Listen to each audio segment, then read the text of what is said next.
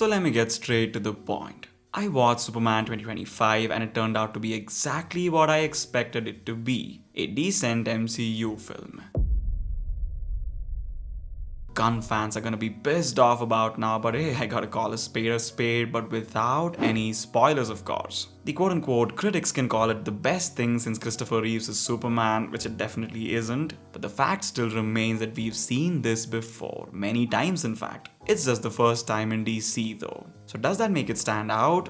Not really. Because if the fans wanted to see another run-of-the-mill superhero movie that doesn't take itself too seriously and tries to be quote-unquote light-hearted, there's a whole failing company that's releasing exactly that kind of movies. So we'd just watch those, wouldn't we? Tonal inconsistencies throughout the film, unclear character motivations that just seem weird at times, supposed big reveals that really aren't that big, the exact same kind of humor that's been run into the ground by Marvel, half-baked, almost fake-looking CGI at some points, a world that seems so unidimensional and not real at all, and citizens who all seem to have the IQ of a squirrel, extraordinarily convenient plot points that just make everything fall into place for the storyline to continue, comic book characters who totally don't act like themselves, a couple of countries at war, which is not at all a reference to the ongoing conflict between countries whose names rhyme with fish rail and Alistine, a brutal lack of stakes that never really make it feel like Soups was ever in any real trouble, and at the center of it all stand David Corenswet and Rachel Brosnahan, who give mind-blowing performances, which is as enigmatic and heartfelt as it can be.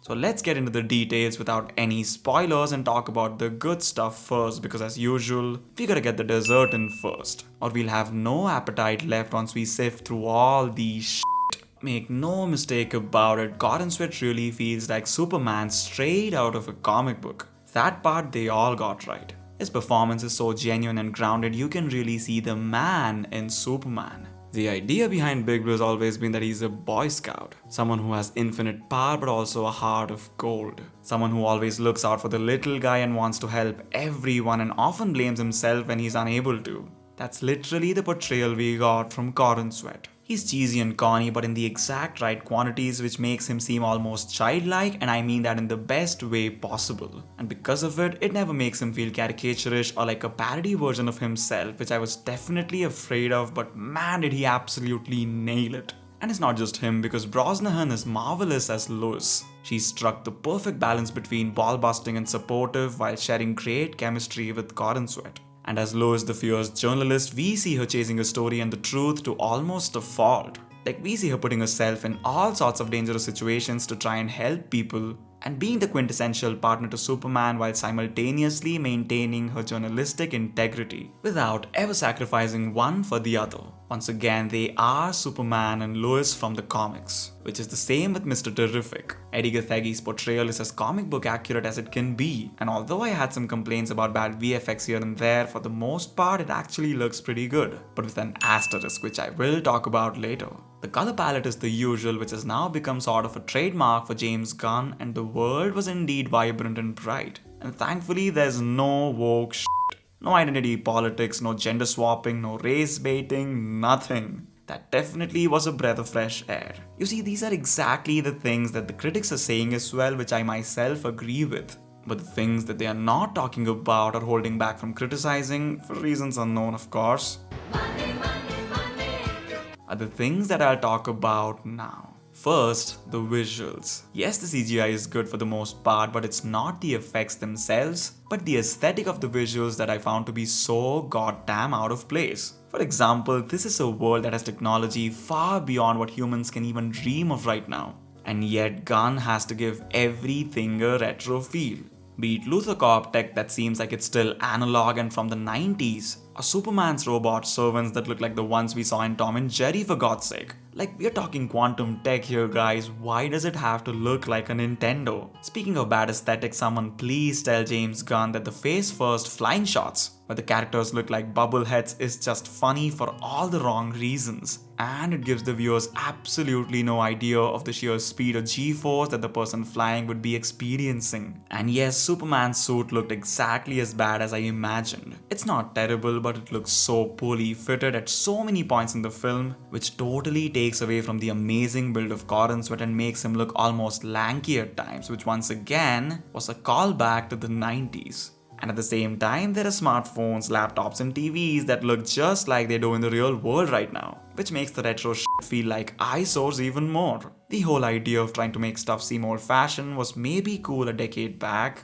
maybe being the key word, but it's not anymore. And even Mr. Terrific's flying ship thingy seems exactly like the ones in Ragnarok. And I'm not even gonna waste more than 1 calorie of my energy on the terrible CGI kaiju because clearly the VFX artists didn't either. And now for some of the core issues. The character motivations in the film are all over the place, and strangely enough, it's because the writers chose to make them one-directional.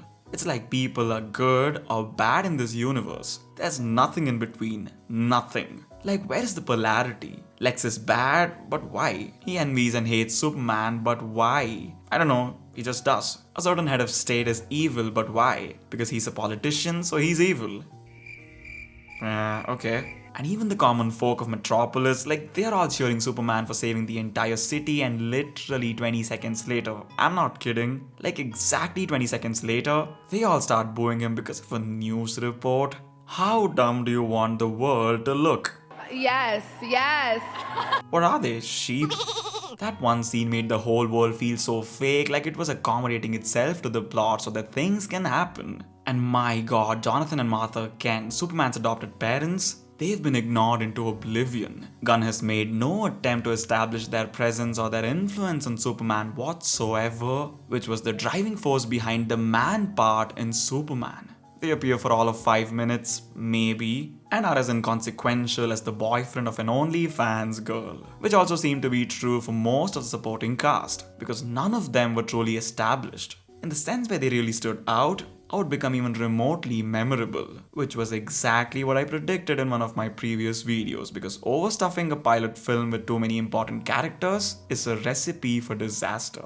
And for anyone who's read the comics or seen the amazing Justice League the animated series from back in the day, you know that's not the real Hawk Girl. First and foremost, she does not screech like a hawk. She does have a fierce war cry, but that screech, it looked so damn stupid. Speaking of unlike the comic book counterparts, the Justice Gang with the exception of Mr. Terrific, they all just kept singing the praises of Maxwell Lord because he's funding them, of course. And they are as attention hungry as most kids these days. They don't really seem to be worried about doing the right thing, but being seen doing it instead. And the Engineer and Ultraman, well, I'll speak about them in a video in the future, because I don't want to give any spoilers, but it's not like it makes much of a difference. Because I assure you, there isn't much to say anyway. And oh, we gotta have humor, don't we? How can we make a superhero film without humor, right?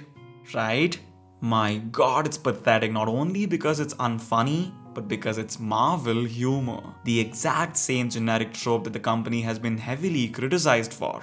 And rightfully so, because it just undermines the emotional tone so damn much. There are so many points in the film where you'll be just about to feel the hit of a plot point and the emotions are about to cement, and suddenly, humor. When will they realize that it's been done so many times, the audiences have reached their saturation point? Well, as the old saying goes, you can take the man out of the company, but you can't take the company out of the man. And now for the stakes. Oh, the stakes. As you will notice if and when you see the film, not once, not a single time, will you feel like Superman is against insurmountable odds. Yeah, he's in a wee bit of trouble every now and then, but it's very evident that it's all just a minor hiccup for Big Blue and things will be just fine. And what that did is just make the whole plot predictable and hence boring. There are also a few plot points and directions for character arcs they chose to take which are criminal. But that would give you spoilers, so let's keep it for another time.